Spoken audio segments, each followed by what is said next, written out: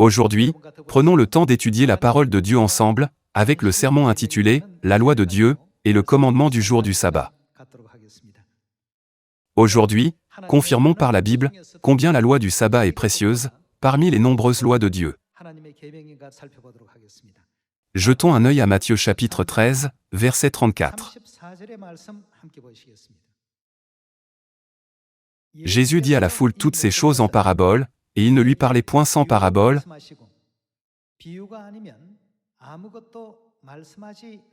afin que s'accomplisse ce qui avait été annoncé par le prophète, « J'ouvrirai ma bouche en parabole, je publierai des choses cachées, depuis la création du monde. » À travers Matthieu chapitre 13, Dieu nous a enseigné une parabole cruciale. La parabole de l'ivraie ne commence-t-elle pas au verset 24 ? Il leur proposa une autre parabole, et il dit, « Le royaume des cieux est semblable à un homme, qui a semé une bonne semence dans son champ. Mais, pendant que les gens dormaient, son ennemi vint, sema de l'ivraie parmi le blé, et s'en alla. Lorsque l'herbe eut poussé et donné du fruit, l'ivraie parut aussi. Les serviteurs du maître de la maison vinrent lui dire, « Seigneur, n'as-tu pas semé une bonne semence dans ton champ? D'où vient donc qu'il y a de l'ivraie »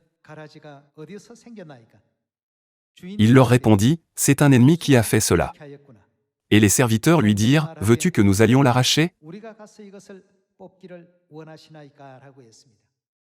Voyons comment Jésus interprète la parabole de l'ivraie.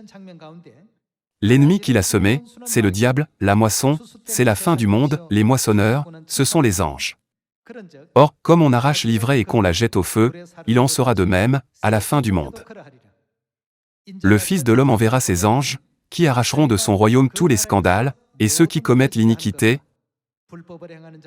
et ils les jetteront dans la fournaise ardente, où il y aura des pleurs et des grincements de dents.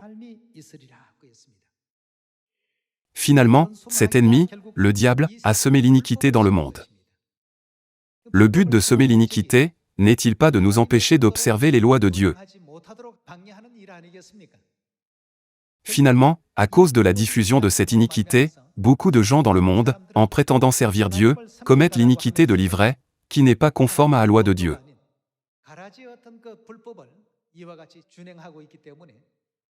C'est pourquoi Dieu a fixé le jour du jugement, où Dieu rassemblera ses gens, et les jettera dans la fournaise ardente. À partir de cette seule scène, où Dieu a dit, ils les élimineront et les jetteront dans la fournaise ardente, parce qu'ils commettent l'iniquité, nous pouvons facilement comprendre que l'observation des lois de Dieu peut nous conduire à avoir la foi qui est digne d'entrer dans le royaume éternel des cieux. Puisque les lois de Dieu ont une si grande importance pour nous, Jésus en a mentionné une fois de plus la signification. Voyons Matthieu chapitre 7, verset 21, où Dieu distingue ceux qui entreront dans le royaume des cieux de ceux qui n'y entreront pas. Ceux qui me disent, « Seigneur, Seigneur », n'entreront pas tous dans le royaume des cieux, mais seulement celui qui fait la volonté de mon Père, qui est dans les cieux. Si nous croyons en Dieu, et qu'on nous dit que nous ne pouvons pas entrer dans le royaume des cieux, alors notre foi est vaine. À quel point cela doit-il être vraiment regrettable? Continuons avec le verset 22. Plusieurs me diront en ce jour-là, « Seigneur, Seigneur, n'avons-nous pas prophétisé par ton nom? N'avons-nous pas chassé des démons par ton nom? Et n'avons-nous pas fait beaucoup de miracles par ton nom? Alors je leur dirai ouvertement, je ne vous ai jamais connus, retirez-vous de moi, vous qui commettez, quoi? L'iniquité. »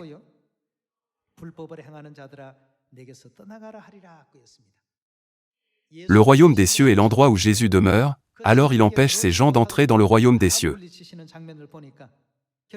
Cette scène nous rappelle une fois de plus que ceux qui pratiquent l'iniquité seront jetés dans le feu éternel de l'enfer, comme nous le lisons dans Matthieu chapitre 13. Alors, ne pouvons-nous pas comprendre à quel point la loi de Dieu est importante dans notre vie de foi? Nous ne devons jamais devenir ceux qui négligent la loi de Dieu. Bien que cela puisse sembler insignifiant, nous devons certainement devenir ceux qui savent comment adhérer aux lois que Dieu nous a accordées. Aujourd'hui, examinons la loi du sabbat, qui est le 4e commandement des 10 commandements. Jetons un œil à l'enseignement d'Exode chapitre 20, verset 8. Souviens-toi du jour du repos, pour le sanctifier. Examinons également la bénédiction du commandement du jour du sabbat, que Dieu nous a donné, en allant à Ésaïe chapitre 56. Jetons un œil au chapitre 56, verset 1. Ainsi parle l'Éternel, observez ce qui est droit, et pratiquez ce qui est juste, car mon salut ne tardera pas à venir, et ma justice à se manifester. Heureux l'homme qui fait cela, et le Fils de l'homme qui y demeure ferme, gardant le sabbat, pour ne point le profaner, et veillant sur sa main, pour ne commettre aucun mal.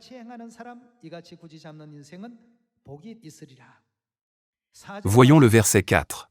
Car ainsi parle l'Éternel, aux eunuques qui garderont mes sabbats, qui choisiront ce qui m'est agréable, et qui persévéreront dans mon alliance, je donnerai dans ma maison et dans mes murs une place et un nom préférable à des fils et à des filles, je leur donnerai un nom éternel, qui ne périra pas.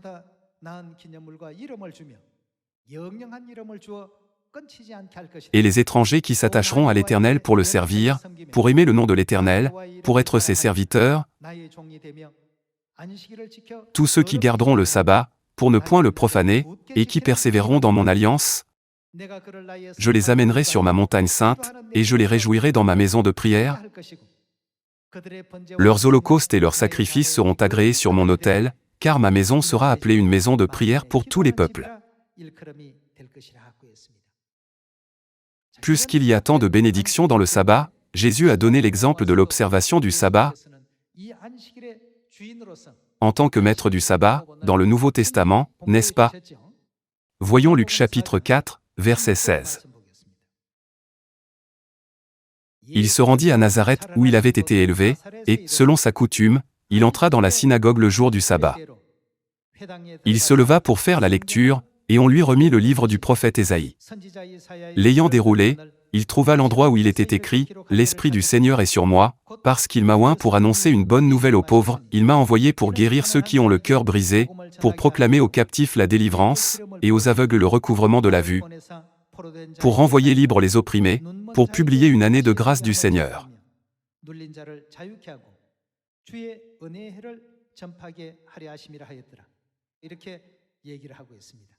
Jésus a également gardé le jour du sabbat.